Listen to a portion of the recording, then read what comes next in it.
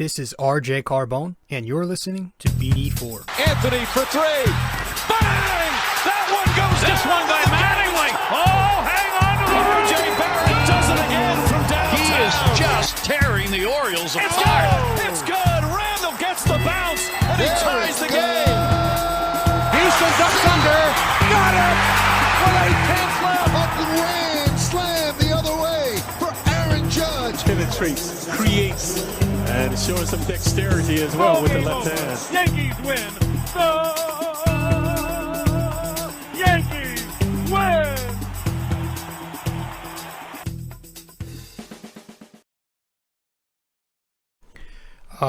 So sometimes less is more, right?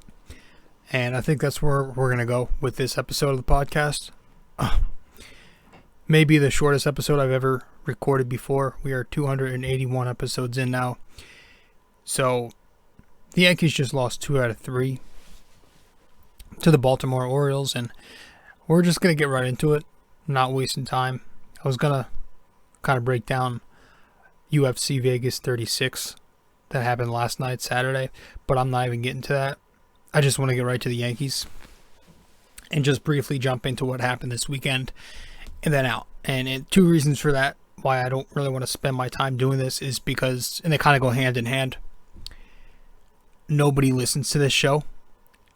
And you combine that with the fact that I've said this before about the Yankees, they're just so hard to motivate you to discuss anything about them. So take that lack of motivation because the Yankees have played miserably lately and combine that with the fact that nobody's listening to this anyway. So that's just why I'm not even going to go long. Yeah, man, they lost 2 out of 3 at home to a deplorable Baltimore Orioles AA baseball team. Yeah, they've got a couple of guys. They've got Mullins and they've got Mancini, right? This is the team we should have banged around. We struggled to score runs this series. You take away the Sanchez Grand Slam, we had mediocre offense. And then we dropped 2 out of 3. So, I mean, they were showing a stat on the post game, and credit to the guys in the post game. Curry was very heavily critical on Boone, as he should have been. But they showed a stat that I have it here in my notes. The Yankees in the American League East, against American League East opponents this season, overall they are just 28-32 after today's loss. And by today's loss, I mean Sunday, September 5th. 28-32. They are 7-9 against the Rays. That's got to be better. That'll lose you the division right there. This is a Rays team that's cruising. They're 6-10 against Boston. Also unacceptable. 6-6 against Toronto. Got to be a little bit better there. And then 9-7 against Baltimore, which is the best record against any opponent we have in the East, but it's the Baltimore Orioles who are 50 games below 500. Maybe even better now, since they took 2 out of 3 from us. And it's the same problems, right? That 13-game win streak may have masked things a bit. It made it seem a little bit better, right? But let's be honest here. It's the same problems that remain with this team. They're way too fundamentally flawed to win a division and to make a deep World Series run, which is always my drive home point with everything. It's the same problems. They lack situational hitting because they just simply don't have enough contact in that lineup. Joey Gallo sucks. I'm sorry. You can tell me about your 3 true outcomes, and you can tell me about how home runs, walks, and what's the other strikeout? It's the 3 true outcome bullshit, right? That he's going to make up for it. This isn't a guy who I see, and maybe he gets hot, right? Maybe he gets hot this month, and the numbers look The OPS is juicy again, and the home runs end at 40-something. But this is the type of hitter you don't want stacking into a lineup that already has enough of these guys in October. We have one too many. That's why it's not just about stacking talent on top of talent. It's about getting the right pieces. And I don't believe Joey Gallo is the right piece for the Yankees team. A hitter of his caliber might be better off on a team who has a very efficient lineup that doesn't rely on home runs and doesn't strike out a ton as much as they do. But you add him to this team, it's adding fuel to the fire. And yeah, he had the big home run, but this is who he is. I don't know why Kay and the guys in the booth were acting so shocked about how he's slumping so much right now and how he's pressing. This is who he is. That's just Joey Gallo. He's going to have a lot of these stretches because that's who he is. He said it himself on the post-game presser last night. Or was it yesterday? Was it day game yesterday, correct? I don't know. He said it himself. He's a streaky hitter. We have too many of that. It's the same team. We lack situational hitting. We lack situational pitching. The bullpen is just way too, they've got them here. You could say the pitching overall has gotten them here. But they've also blown a ton of leads, a ton of close games. That doesn't factor in to bullpen ERA all the time. It's a tricky stat. Take into account inherited runners. And it's just a collected group of randoms, right? Clay Holmes has been good. But do you trust? You look at some of these other teams, and it's a big reason as to why you win in October, having an elite bullpen. We've got Clay Holmes, Wandy Peralta, Chad Green. Why am I drawing a blank? I don't know. We don't have a fucking great bullpen. Why? I can't even think of the guys we have. We just have a bunch of random stacked on top of each other. And the fact that we lost Johnny Lasagna, Aroldis Chapman's not the same. But we lost our only elite relief pitcher, Johnny Lasagna, to a rotator cuff injury, which he's likely done for the year. So I don't love this bullpen. They blow a lot of close ones.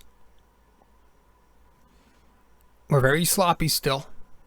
We just stopped. We stopped stealing bases lately. We're hitting into more double plays again. We're getting sloppy in the field again. Gleyber Torres is the turning point of this loss.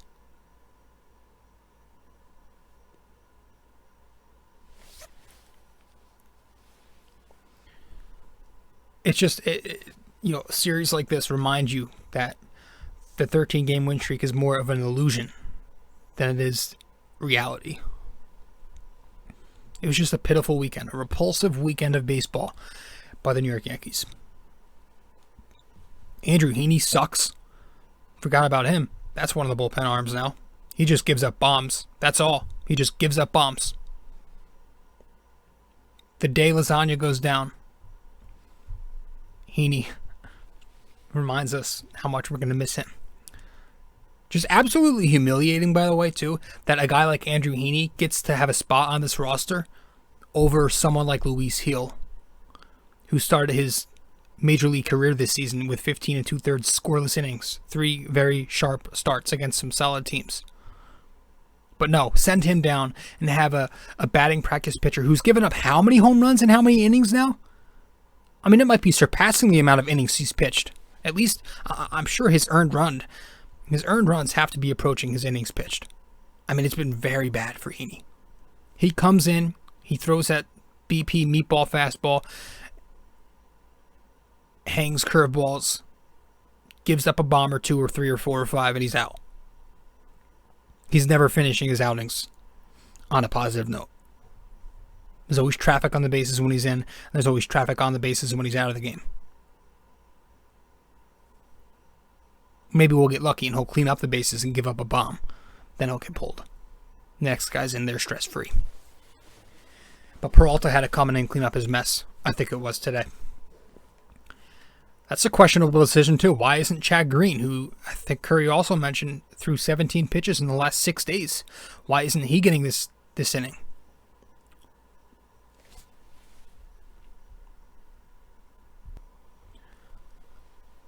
And you rewind it, and stuttering. Torres, the game looked to be in a good spot, right? It did. You have that Rizzo bloop single in the bottom of the fifth. That scores LeMahieu. It's 5-2 Yankees. Okay, something's, decent lead. Game's halfway over. Sixth inning comes. We have 2 outs into the sixth. Torres just too slow. Just way too slow. He blamed the wet grass in the interview. He blamed the wet field. But he was too slow getting over. A lazy play. That's as simple as that. And it's funny because I think it was before the error. I'm pretty sure it was where Kay and Cone were both talking about managing styles. And of course Cone was this progressive guy talking about how, we have to adopt and we can't be so, wave-fisted cloud anymore. I call total bullshit on that. You can't pander these guys. A lazy error like that, he should be disciplined and benched the very next day. I want to see him get yelled at in the dugout. But the way we go about things, most of the time, there are exceptions. I think Boone did bench him once, and obviously the whole Phil Nevin thing a couple of years ago happened, but for the most part, the way we go about things here in the Yankee clubhouse, that's why Boone was hired, to be the friendly communicator, to be the buddy manager. And I'm pretty sure Torres is going to go right back out there tomorrow afternoon and be playing in that lineup. No repercussions. And because of that lack of discipline, he'll probably make the same mistake as we always see. Guys continue to make the same sloppy mistakes.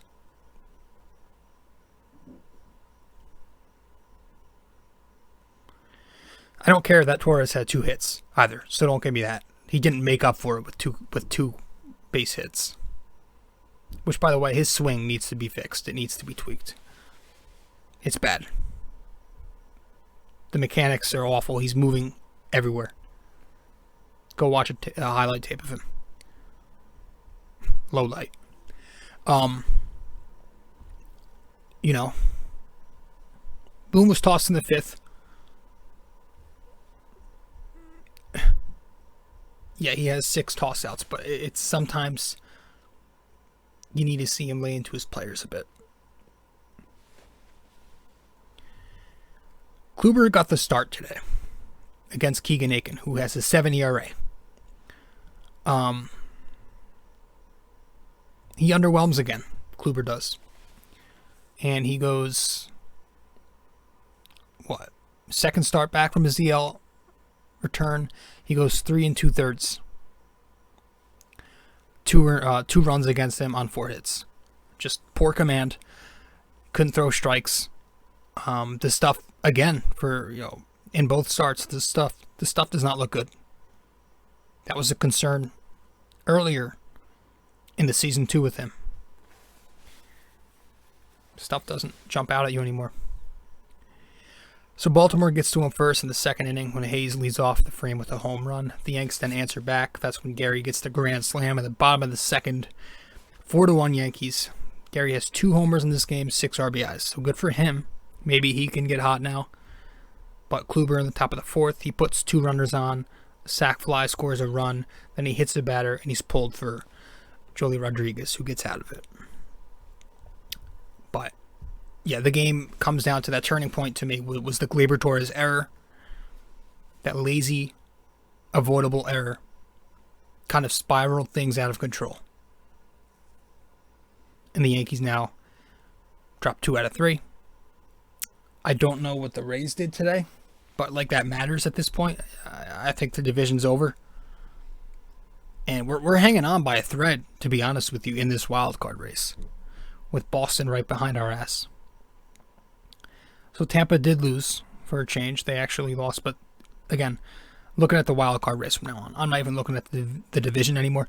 The wild card race, with this loss, we're just 0.5 games ahead of Boston for the first spot.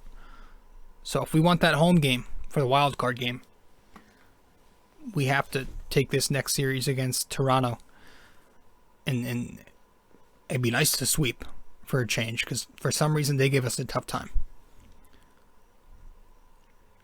So I think that, honestly, I don't want to talk about this team anymore. I'm done. Like, this is it for me. You know, I'm tired of just talking about the same shit. I could go on and on. We could break down the rest of the other games, but I just don't want to. I don't want to. I'm not motivated. I'm not motivated.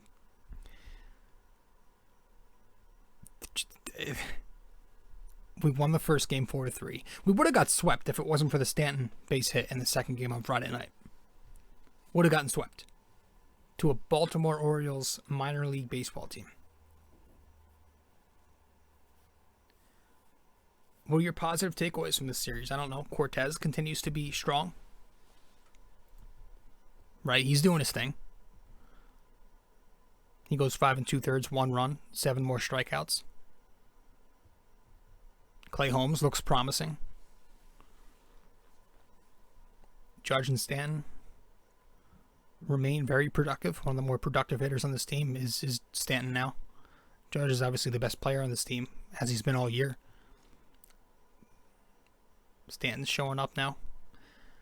Those are some positives, but when you lose 2 out of 3 to this team, the negatives always outweigh the positives, and the Yankees did so. So we're going to hit the break, and when we get back, we'll wrap this thing up with the NYY and YK question of the day. That's it. That's all I have. Stay with us. You can follow me on Facebook at r.j.carbone. You can follow me on Instagram at rjcarbone. And you can follow me on Twitter at nysportstalkrc. And if you want to follow along with the blog that I write, subscribe to It's My Opinion on nysportstalkrc.wordpress.com.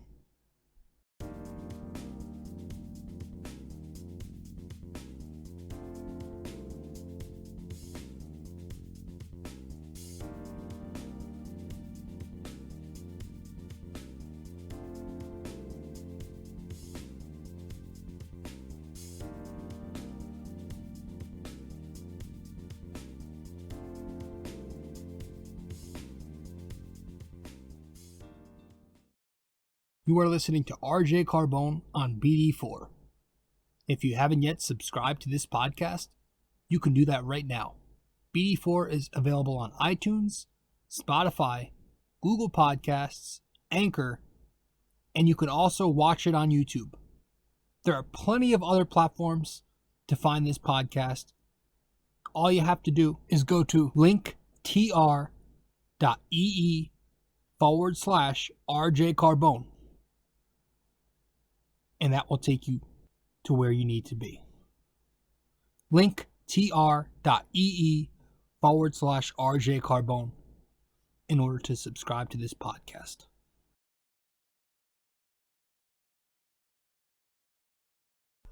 And, so again, to recap real quickly, everything in one. No, not everything, but most things in one this series you saw from the Yankees. This is who they are. They're just flawed fundamentally. It's just too much for me to look at and say I'm optimistic about how the season ends for them in October. Again, I don't love that lineup. It's more balanced now, yes, in terms of handedness, righty-lefty. Sure, they've got that down pat now. They've got guys with power.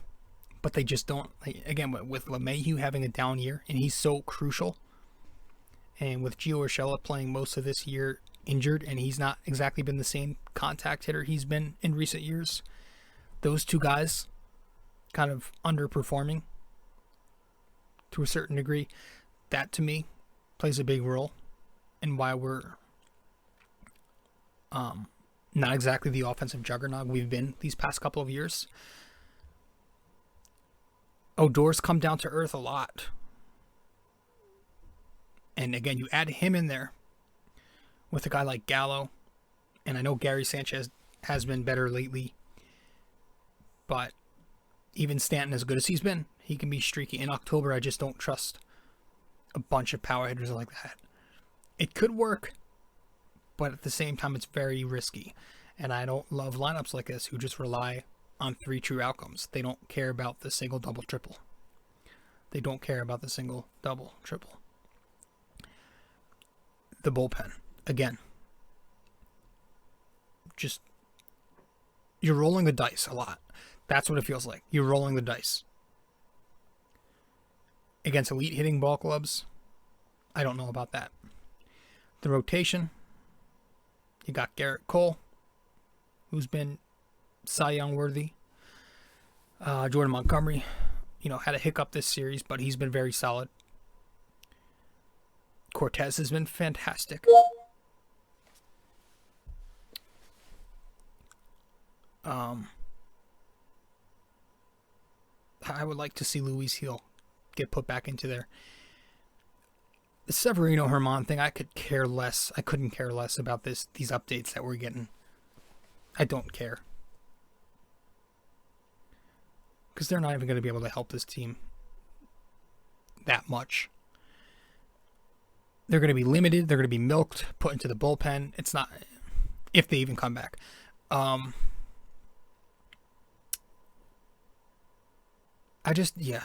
don't love, the rotation and bullpen. Yeah, again, they've gotten them here. But at the same time, I just don't think they have enough talent to do it in the playoffs and to win the division. And that's I'm sorry for jumping ahead again, but that's just where my mind is always at. It's always looking towards the future and looking at that.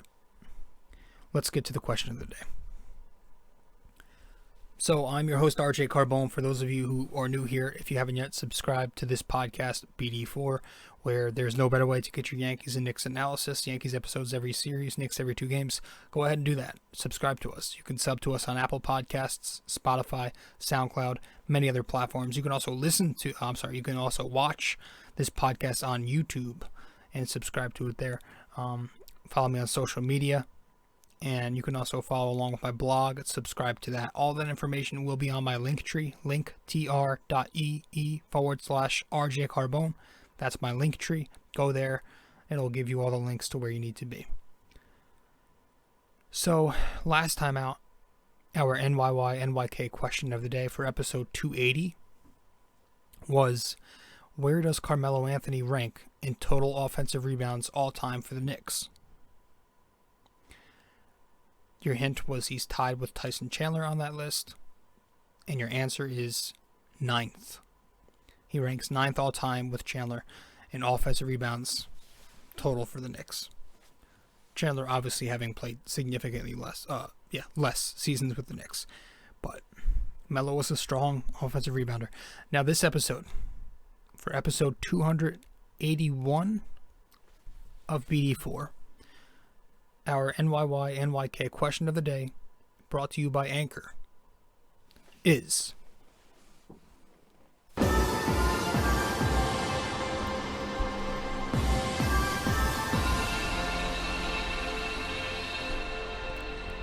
on August 18th, 1989, who did Bucky Dent replace as manager of the New York Yankees?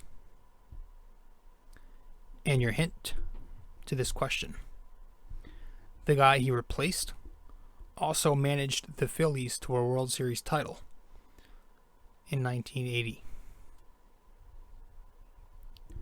Alright, so that's your NYK question of the day for episode 281.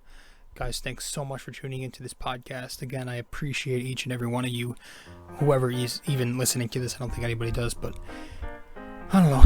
That's it. That's all we've got for this one. Thanks so much, and I'll see you next time.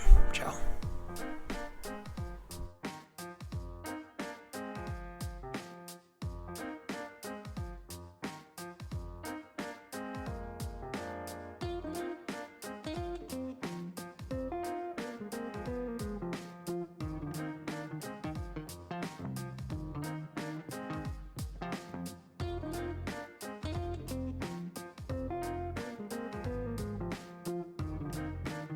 This episode is brought to you by Anchor, podcasting made easy.